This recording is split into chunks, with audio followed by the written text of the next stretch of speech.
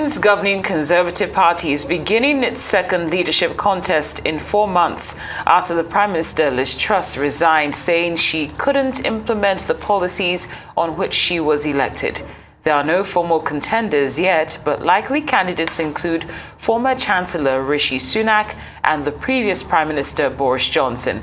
Conservative MPs hoping to become leader will have until 2 p.m. on Monday to secure the nominations of at least 100 of their colleagues. If only one of them reaches that threshold, they'll be declared the winner. If there's more than one, MPs will vote, and the top two after that, with more than 100 backers, will go to a ballot of Tory members. The process for the parliamentary stages of the contest will begin now. Nominations are now open. Will close at 2 o'clock on Monday. Candidates will be expected to have at least 100 colleagues nominating them. Nominations can be accepted either by signature or by email.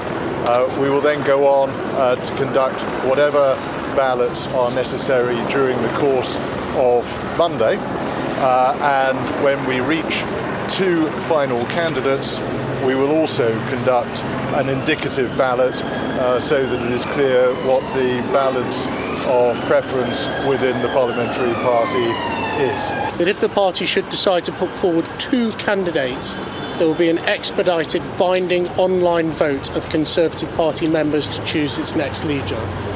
All stages of the leadership election will be concluded by no later than Friday the 28th of October. Meanwhile, the leaders of Britain's main opposition parties have called for an immediate general election. Needs to happen now. Well, on a UK level, there must be a general election. It is a democratic necessity. The idea that the Tories can unite behind a Prime Minister now, any Prime Minister, let alone one that is in the public interest, I think is for the birds. But fundamentally, the UK now needs to have a democratic choice over its next Prime Minister. There's even ludicrous suggestions this afternoon that Boris Johnson is going to try to make a comeback. So that's what needs to happen immediately. Well, for more on this, we can cross live to London and speak with Arise correspondent Lape Olarinoye. Lape, good to see you. Please tell us more about how the next Prime Minister is going to be chosen. Good afternoon to you, ladies. Well, as you've rightly heard there in the SOT, there is a seamless process that will be taking place from today between now and next week, Friday. And the process is slightly different from the one in which Liz Truss took part in. So this time, to eliminate kind of the longer processes that we've seen before, each candidate that throws their hat into the ring would need a minimum of 100 support of MPs. When they do continue to do that, when two contenders, emerge, then that vote will then be taken to the wider Conservative Party, which they'll do online, and that will take place in between, like I say, Monday and Friday of next week. And then hopefully there'll be a leader that emerges from that. It is worth noting here that if there aren't 2 major contenders, then again, they would need to garner more votes from the party to get them to 2 contenders in the end. Of course, that would allow the wider Conservative Party to then choose between those 2 members. So it's slightly different from the last time, where they had to have a minimum of 18 and then progress to 36 and so on before it was whittled down to 2. So the race to 100 votes is on, and we all know that no candidates have formally declared, but who are the obvious frontrunners?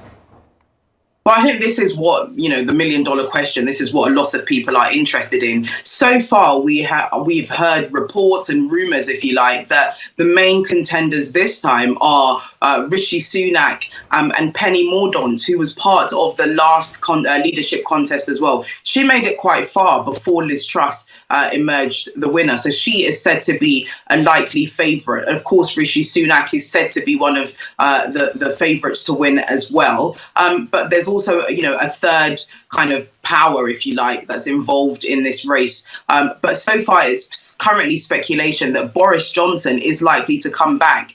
There are factions within the Conservative Party who are said to be supporting a return of Boris Johnson. They're known as the Bring Back Johnson campaign. Whether or not that will garner enough support to make him emerge as another contender is still too soon to say, especially because he hasn't inclined at all that he is going to throw his hat back in the ring. But anything can happen in British politics. Indeed, that's very obvious.